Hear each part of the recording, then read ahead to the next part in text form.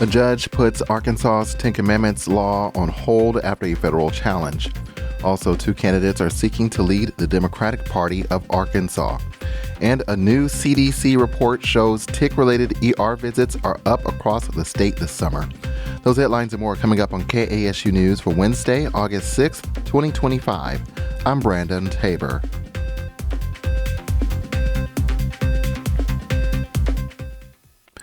A judge has temporarily blocked an Arkansas law requiring a copy of the Ten Commandments to be displayed in all state-run buildings. The law was passed earlier this year, but Monday's ruling finds the law likely unconstitutional. ACLU of Arkansas staff attorney Shelby Schroff says they're optimistic that Supreme Court precedent will help permanently block the law. There is binding Supreme Court precedent set over 45 years ago in a case almost exactly the same as ours, stating that it's a violation of the First Amendment to post the Ten Commandments in public school classrooms.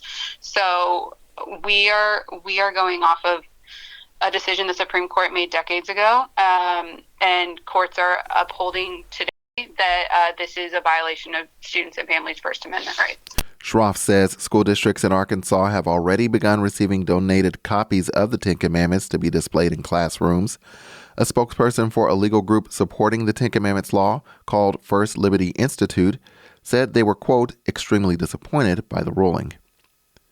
2 candidates are seeking the top spot leading the Democratic Party of Arkansas. Interim party chair Janine Cotton says she's seeking the post.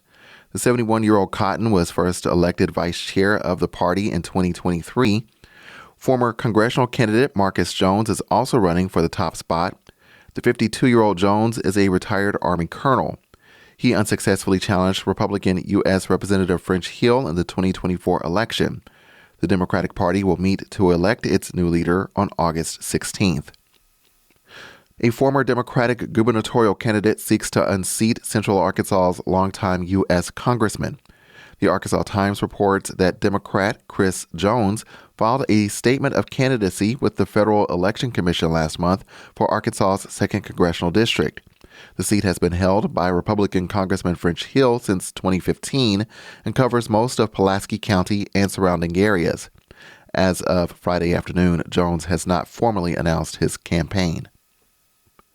Missouri's governor is considering whether to call a special legislative session to redraw congressional maps. Governor Mike Keogh has discussed redistricting with Republican leaders after the Trump administration expressed interest in expanding the GOP's majority. Republicans currently hold 6 of Missouri's 8 U.S. House seats.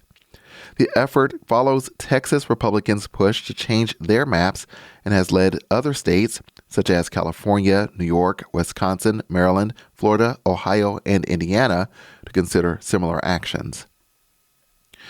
Police in Tennessee have arrested the man wanted for the killings of an infant's parents, grandmother, and uncle. Authorities say 28-year-old Austin Robert Drummond is now in custody, and that his arrest occurred yesterday, shortly after police warned residents to stay indoors following a sighting in a neighborhood.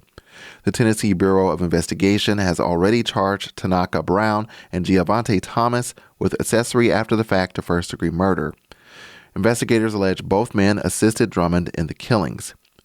Dyer and Lake County's district attorney Danny Goodman told the Associated Press that the infant's family members were fatally shot and identified the infant as a girl who is now safe in another relative's custody. Tennessee executed an inmate without deactivating his implanted defibrillator, who also says he was in serious pain after the lethal injection started. Prison officials say 69-year-old Byron Black died yesterday morning. His defibrillator was left working despite uncertainty about whether the device would shock his heart when the lethal chemicals took effect. Black's attorneys say the defibrillator could shock his heart as the pentoprobanol in the lethal injection tried to stop it. Black's lawyers say they will review data kept by the device as well as information from an EKG as part of his autopsy. Next, Arkansas state revenues beat expectations in July. We'll have more after the break. I'm KASU station manager Mark Smith. Like many small rural stations across the country, congressional action to eliminate funding for public media sends KASU and all public radio into an uncharted future. but we remain certain about our mission and our commitment to you and to our community. You can help through contributing at kasu.org/give. As we navigate the path ahead, your continued partnership and financial support is crucial. We're grateful for you. Thank you. Arkansas's state revenue beat expectations last month.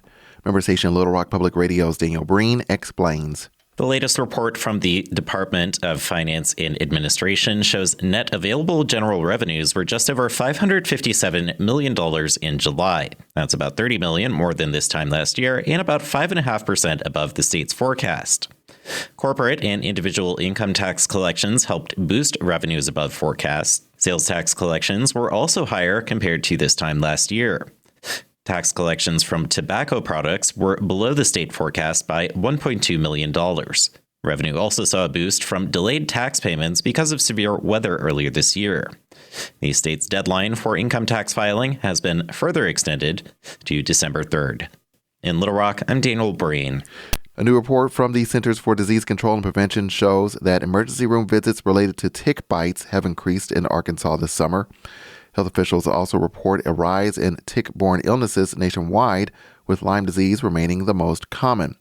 Stanford University biology professor Aaron Mordecai told member station Little Rock Public Radio that several factors are contributing to this trend, including changing climate patterns, which she identified as a leading factor. A mosquito or a tick, it's a cold-blooded organism, so its body processes how quickly it digests its food and how long it lives and how long it takes to develop. All of those things depend on the temperature of the environment around it, and as it gets warmer, those developmental processes happen faster. So you get more mosquitoes, more ticks, they're more likely to survive the incubation period of the pathogen, and so transmission increases up to a point where eventually the mosquitoes start dying if it gets too hot. Hotter summers do not alone lead to an increase in tick populations.